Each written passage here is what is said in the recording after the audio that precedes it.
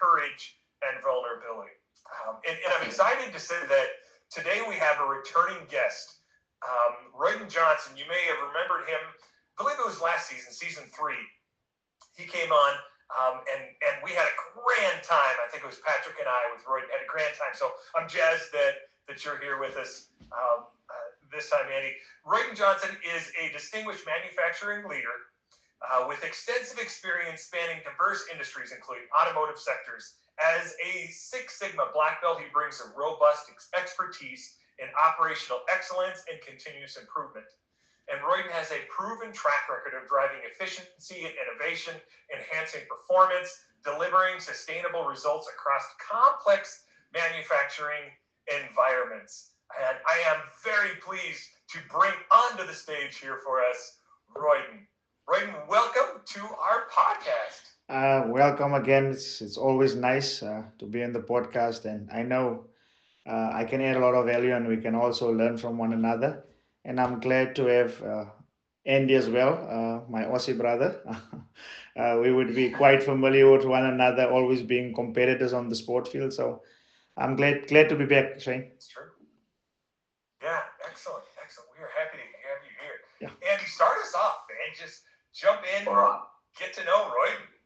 Yeah, I love the sport tie in there, Royden, and yes, we're on the same side of the equator, so it's fantastic to meet you. And yeah, I will. So we shared a little bit of a story and experience there about something Shane and I experienced together, and I just think, you know, in today's world, when we're talking about the courage to potentially fail or give something a try, make other people in the room nervous as well, you know, how does walking through that door and not being comfortable, how does that really for yourself tie into personal and then the broader organisational growth?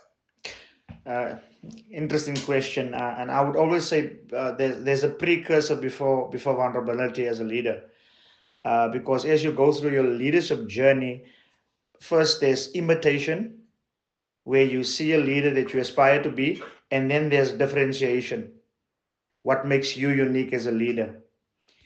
And then once you understand and you have that, then vulnerability becomes easier, because now that you know what your strengths are and you know what your weaknesses are, you know what zone you move in, then it becomes easier to be vulnerable, because being vulnerable is a huge risk, which means the power to being vulnerable is having that courage to be vulnerable, knowing that I might be wrong about something. It does not make me wrong. It's just I'm wrong about some specific thing. So being vulnerable, it takes a lot of courage.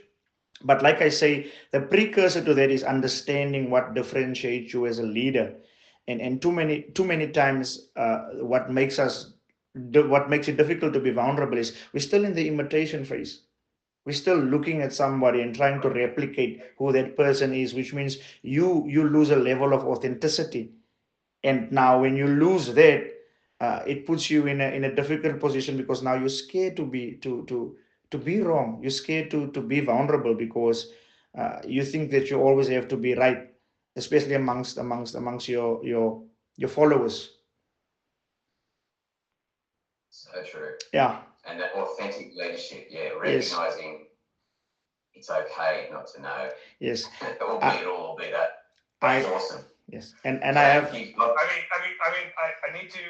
I should have mentioned this before, ladies and gentlemen. Those our listening audience, you probably should get a pen and paper out for this, because Royden is full of these little nuggets that I love. That idea of you move from imitation to differentiation. Like you have to start. Like you have to learn. Yes. So it's not a bad thing to Yes. imitate leaders and to get.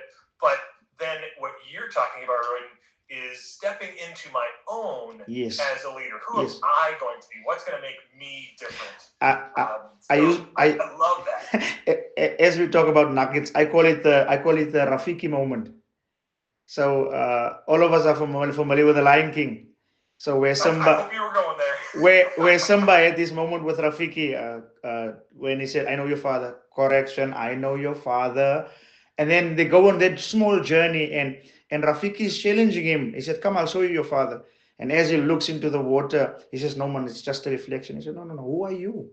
He's challenging him, like, get your identity. And too many times and especially in this day and age where the leadership industry is booming, and there's so many voices out there that I've seen people, especially leaders, stay in the imitation phase so long. They don't know if they're Elon Musk, if they're Donald Trump, if they're Ellis Jones, if they are Roydon Johnson, and then they don't move into the differentiation phase. And the differentiation phase is what makes you unique as a leader. And then you will know that regardless of what comes my way, at the end of the day as a leader, I will be rated about what my journey was, what was my purpose, where did I add value. I will not be rated the same as Andy, because Andy was given a different skill set. Hence, like I say, and sometimes it's scary when you see leaders stay in that phase. Like you need to understand who you are as a leader, and what are you called to do. And once Right. once you have that, it makes you comfortable to be wrong.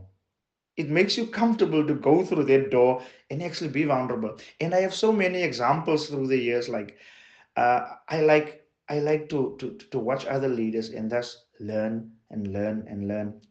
I I I, Right. I call it the Mr. Bean methodology. Your greatest blessing should be your stupidity. Did you say I think I remember Huh? Mr. Bean. Mr. Yeah, Bean. I think I remember you talking about Mr. Bean last Yes. time we were together. And especially in my continue. greatest asset? And sorry, the second was my greatest asset is my stupidity. Yes. I'm going to use that. I'm stealing that. Because in a continuous improvement environment, you have to go to the Gemba, not thinking you know. Right. And yes, and many times, like I've seen leaders, and I've seen leaders, like even if you talk about going to the Gemba, you go there, and because you have some formal authority, you want to make as if you know it all. So we're scared. We're scared to stop the operating. Can you show me how this works? Yes, you might have the degree. Yes, you might have the MBA. Yes, you might know the operation. But sometimes you Right. you have to challenge your own assumptions. Become a spectator of your own thoughts, and hence, especially around continuous improvement, that in organizations we have repeaters, because we don't go to the Gemba wanting to be stupid. The guy's aiming to shoot at Mr. Bean, and then Mr. Bean steps in crap, and he bends down and they shoot over his head.